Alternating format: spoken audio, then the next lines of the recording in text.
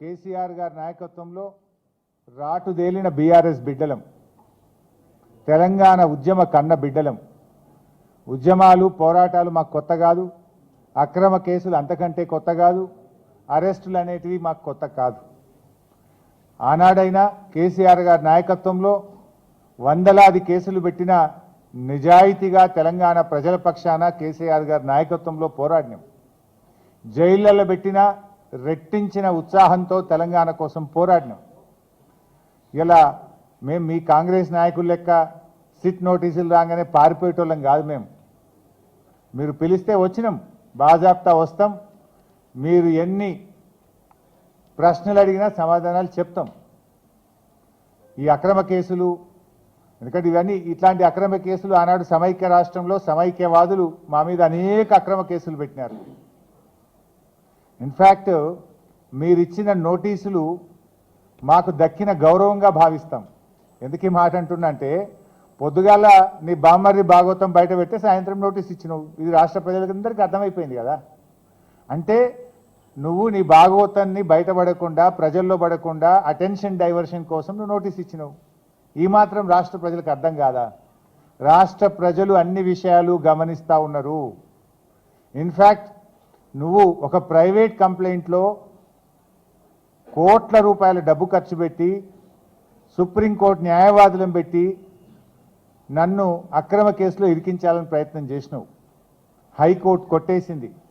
నువ్వు సుప్రీంకోర్టుకు కూడా పోయినావు, సుప్రీంకోర్టు కూడా కొట్టేసింది. న్యాయం గెలిచింది, ధర్మం నిలిచింది. అయినా నువ్వు మళ్ళా ఇంకో కేసులు ఇరికిద్దాము అని మళ్ళొక సిట్టు పెట్టినావు. ఇప్పటికీ నువ్వు 6 గ్యారంటీలు ఎగబెట్టినావు. నువ్వు యనుమల రేవంత్ రెడ్డి కాదు, ఎగవేతల రేవంత్ రెడ్డి అంటే మానకొండూరు పోలీస్ స్టేషన్లో కేసు పెట్టినావు. రైతు రుణమాఫీ చేయలేదు, దేవుని మీద ప్రమాణం చేసి రైతుల్ని దేవుణ్ణి మోసం చేసినావు రేవంత్ రెడ్డి అంటే యాదగిరిగుట్టల కేసు పెట్టినావు. వరద బాధితుల్ని పరామర్శించడానికి పోతే ఖమ్మంలో రాళ్ల దాడి చేపించి ఖమ్మంలో కేసు పెట్టినావు. ఎవరో ట్వీట్ చేసిందని చెప్పి నా మీద హైదరాబాద్లో పోలీస్ స్టేషన్లో కేసు పెట్టించినావు.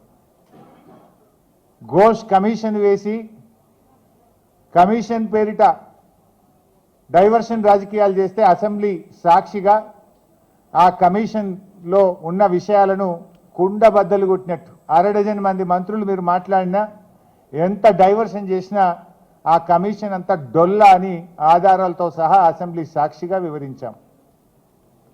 నిన్న నీ బామ్మర్ది బొగ్గు కుంభకోణం బయట పెట్టంగానే సాయంత్రం మళ్ళొక సిట్ నోటీస్ పంపినావు.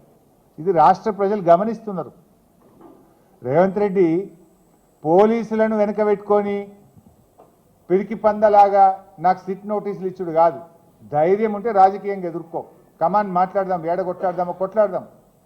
నీకు ధైర్యం ఉంటే 6 గ్యారెంటీల మీద మాట్లాడదాం, రైతు రుణమాఫీ మీద మాట్లాడదాం, బొగ్గు కుంభకోణం మీద మాట్లాడదాం, ఇండస్ట్రీస్ కుంభకోణం మీద మాట్లాడదాం, భూముల కుంభకోణం మీద మాట్లాడదాం, పవర్ కుంభకోణం మీద మాట్లాడదాం, ఏ కుంభకోణం మీద మాట్లాడదాం.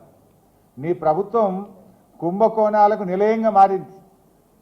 నీ ప్రభుత్వం ఇవాళ మొత్తం ఎక్కడికక్కడ దోచుకొని తింటా ఉన్నారు. ప్రజలకు ఇచ్చిన గ్యారంటీలు గాలికి వదిలేసిండ్రు. అందిన కాడికి దండుపాలెం ముఠాలాగా దోచుకుంటా ఉన్నారు. మీరు మీ దోపిడికి మేము అడ్డు వస్తున్నామని, నీ దోపిడిని కేటీఆర్ గారు, మా బీఆర్ఎస్ నాయకులు ఎక్కడికక్కడ ప్రశ్నిస్తున్నారని నువ్వు చిల్లర రాజకీయాలకు పాల్పడతా ఉన్నావు. నువ్వు ఎన్ని కుట్రలు పన్నినా, నువ్వు ఎన్ని కేసులు పెట్టినా, నువ్వు ఎన్ని నోటీసులు ఇచ్చినా బీఆర్ఎస్ గొంతులు సింహంలాగా గర్జిస్తూనే ఉంటాయి. నిన్ను అడుగడుగునా తెలంగాణ ప్రజల పక్షాన ప్రశ్నిస్తూనే ఉంటాయి. ఎక్కడ కూడా వెనకడుగు వేసే ప్రశ్నే లేదు. నువ్వు రేపు ప్రజాకోర్టులో సమాధానాలు చెప్పాలి. రేపు ప్రజలు నిన్ను తప్పకుండా, ఇప్పటికే నీ మంత్రులను, నీ ఎమ్మెల్యేలను ఎక్కడ పోతే అక్కడ నిలదీస్తున్నారు ప్రజలు. పోలీసులను అడ్డం పెట్టుకుని పారిపోతున్నారు నీ మంత్రులు, నీ ఎమ్మెల్యేలను ప్రజలు నిలదీస్తూ ఉన్నారు. రోడ్డు కడ్డం, కారు కడ్డం నిలబడి పట్టుకొని అడుగుతూ ఉంటే పోలీసులను పెట్టుకొని పారిపోతూ ఉన్నారు. రేపు ప్రజలు తిరగబడే రోజులు కూడా దగ్గరలో ఉన్నాయి. నువ్వు సిట్టు, లట్టు, పొట్టు ఎన్నన్నా వేసుకో, ఏమన్నా చేసుకో, మాకు న్యాయస్థానాల మీద గౌరవం ఉంది. నువ్వు ఎక్కడికి పిలిచినా వస్తా, ఎన్నిసార్లు పిలిచినా వస్తా, నిజాయితీగా సమాధానాలు చెప్తాం. మేము భయపడం. చట్టం మీద మాకు గౌరవం ఉంది. నీ చిల్లర రాజకీయాల మీదనే మాకు అసహ్యం ఉంది. వెగటు పుడతా ఉంది ప్రజలకు. నీ భాష, నీ మాటలు వింటా ఉంటే రోత పుడతా ఉంది ఇలా రాష్ట్ర ప్రజలకు. రేవంత్ రెడ్డి గారు చూసుకో, అసలే ఇచ్చిపెట్టాం, నేను ఇంకా గట్టి కొట్లాడతాం.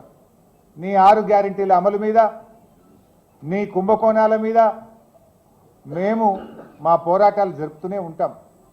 మాది ఉద్యమ పార్టీ, రాష్ట్రం సాధించిన పార్టీ బీఆర్ఎస్ పార్టీ.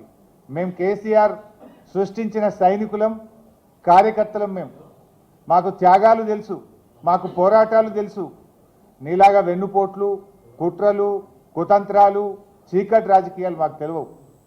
మా కేసీఆర్ నేర్పింది పోరాటం, త్యాగం, ప్రజల పక్షాన నిలబడడం మా కేసీఆర్ గారు నేర్పిండ్రు. నువ్వు ఎన్ని సిట్ నోటీసులు పంపుతో పంపు, మేము భయపడేది లేదు. కానీ నువ్వు దర్యాప్తు పేరు మీద ఆడుతున్నటువంటి ఈ నాటకం తెలంగాణ ప్రజలు నిశ్చితంగా గమనిస్తూ ఉన్నారు. నాకు తెలిసి ఇవాళ మళ్ళీ లీక్ ఇస్తారు, ఇట్లయిందట అట్లయిందట, లోపల ఓ చిల్లర లీక్ ఇస్తారు. దమ్ముంటే వీడియో బయట పెట్టు. మొత్తం వీడియో రికార్డింగ్ అయింది కదా. I'm challenging Revanth Reddy. ఇవాళ నన్ను అడిగిన ప్రశ్నలు, నేను చెప్పిన సమాధానాలు మొత్తం వీడియో బయట పెట్టి రాష్ట్ర ప్రజలు చూస్తారు. చిల్లర లీకులు ఎందుకు ఇస్తావు? మళ్ళీ నాకు తెలిసి ఇప్పుడు సాయంత్రం లీక్ ఇస్తారు. లీకుల ప్రభుత్వం ఇది, లీకుల ప్రభుత్వం, స్కామ్ల ప్రభుత్వం. లీకుల మీదనే ప్రభుత్వాన్ని నడుపుతున్నాడు రేవంత్ రెడ్డి. ఎంతకాలం నడుపుతావు లీకులను?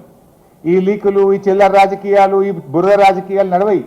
ప్రజలకు డెలివరీ కావాలి, ప్రజలకు ఇచ్చిన మాట నిలబెట్టుకోవాలి. అరే నాట్లు పడుతున్నాయి, ఇదివరకు రైతు బంధు ఇయ్యలే, రైతు బంధు ఎప్పుడు ఇస్తావో చెప్పు. నాట్లకు కేసీఆర్ పైసలు ఇస్తాను, ఓట్లకు పైసలు ఇస్తున్నావు. ఓ పంటకు ఇస్తున్నావు, ఓ పంటకు ఎగబెడుతున్నావు. ఓ పంటకు బోనస్ ఎగ్గొట్టినావు, 2 పంటలకు రైతు బంధు ఎగ్గొట్టినావు, సగం మందికి రుణమాఫీ ఎగ్గొట్టినావు, పంటల బీమా ఉత్తదే చేసినావు. అంతా 2 లక్షల ఉద్యోగాలు ఉత్తదే అయిపోయింది. మహాలక్ష్మి 2500 పత్తా లేదు. 4000 పింఛను ఇవాళ ముసలోళ్ళు కళ్ళల్లో వత్తులు వేసుకొని అవ్వాతాతలు ఎదురు చూస్తున్నారు. వాటి గురించి మాట్లాడు. ఈ నోటీసులు మమ్మల్ని భయపెట్టలేవు సరికదా, మీ పతనాన్ని మరింత వేగవంతం చేస్తాయి. గుర్తుపెట్టుకో రేవంత్ రెడ్డి. ఇలాంటి నోటీసులతో మేము భయపడం. నీ రాజకీయ పతనం మరింత పేక మేడల్లాగా కూలిపోయే రోజులు దగ్గరలో ఉన్నాయి. నీ పతనానికి నువ్వే నాంది పలుకుతున్నావు, నీ పతనానికి నువ్వే అడుగులు వేస్తా ఉన్నావు. ఈ నోటీసులు నీ పతనాన్ని వేగవంతం చేస్తాయి. చూసుకుందాం. బట్ మేము ఫైనల్గా మళ్ళీ డిమాండ్